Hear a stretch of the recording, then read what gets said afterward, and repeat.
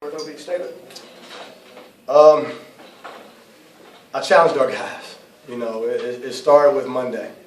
We were disappointed that we dropped 2 in a row on that Tennessee trip. And I told our guys, look, you know, we're underachieving. You know, we beat Eastern, then they come back and they win both of the Tennessee games, and we didn't. We came up with donuts. We got to get this, and we got to play with a sense of urgency from here on out. And I thought, you can't play defense on Eastern better than what these guys did tonight. And I'm so proud of them because they were all locked in. Eastern went 6 for 13 from the 3. They hit a couple big threes. You know, we only scored 2, but our defense was relentless, and our offense, we created extra possessions, and I thought that was the key to the game tonight, was us dominating the backboard. Questions?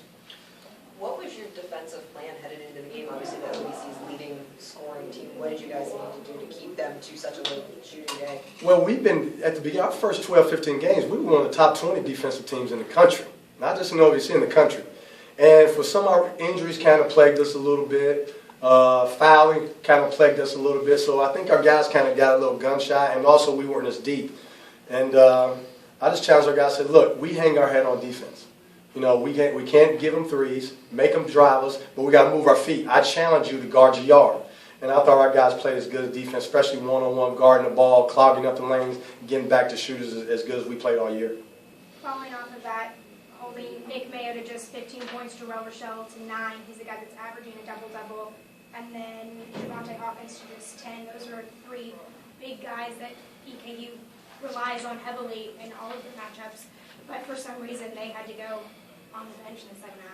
Well, because we cut their water off. We really moved our feet against both of those guys. We made them take extra bounces, extra spins. They were traveling.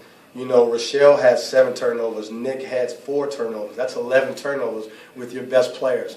When your best players are turning over like that, it kind of demoralizes you mentally a little bit. We got under them, frustrated them, especially in the first half, and it kind of went over to the second half too. If you just look at the numbers, obviously you would think that the outcome's going to favor EKU. They shot 51% from the field, 46% from behind the line. What does it say to you about your team that you're still able to pull out a victory, only shooting 38% from the field and 15% from three-point land? But we only limited them 37 possessions. We had 60. That's why the numbers can fool you a little bit. You know, we didn't let them get shots off. You know, we turned them over 25 times. That's 25 possessions you don't even get. So they did do a good job of making some shots when they were able to get a shot off. You know, that's you know, a credit to them that they are a good shooting team, and when they let shots go, they normally make them. So we wanted to limit them from that. We wanted to turn them over. We wanted to really frustrate them. But the key was we had to dominate them on the glass and get extra possessions, and we did that tonight. Can you talk about Anthony's play? I challenged him. He knew that I was upset with him after the Tennessee State game. He didn't play worth nothing in the Tennessee State game, and he came out with reckless abandonment tonight. Those 2 monster dunks let me know that he was razor sharp mentally. What does it do to your team's confidence, EKU coming off a huge win over Belmont and then dropping one here? Well, we know that we're just as good or better than any team in our league. Injuries have plagued us. I'm playing different lineups. You saw tonight, I couldn't even finish the game with Corbin Collins, Miguel DeSint, or Xavier Moon. So other guys have to step up. But as long as you play defense, create extra possessions, and you hustle, we have a chance because we are athletic enough to do that. And I thought the guys that came off the bench showed that, was very mindful, discipline-wise on both ends of the court. We didn't turn the ball over. And we got the ball where it needed to be, good high percentage shots, and that's what happened tonight. Is this a perfect time for your team to buy in to defense, rebounding with Belmont, Tennessee State, Tennessee Tech, and Jacksonville State? No doubt about it. It's going to be with that. That's how we're going to win games. Dominate the glass, defend, and until we become a high-powered offense again when Corbin, Miguel, and Xavier are playing. Now we can stretch you out, drive you, and make threes. We were in there with Ronnie Beeman, Malik Maitland, okay, and Brent Arrington.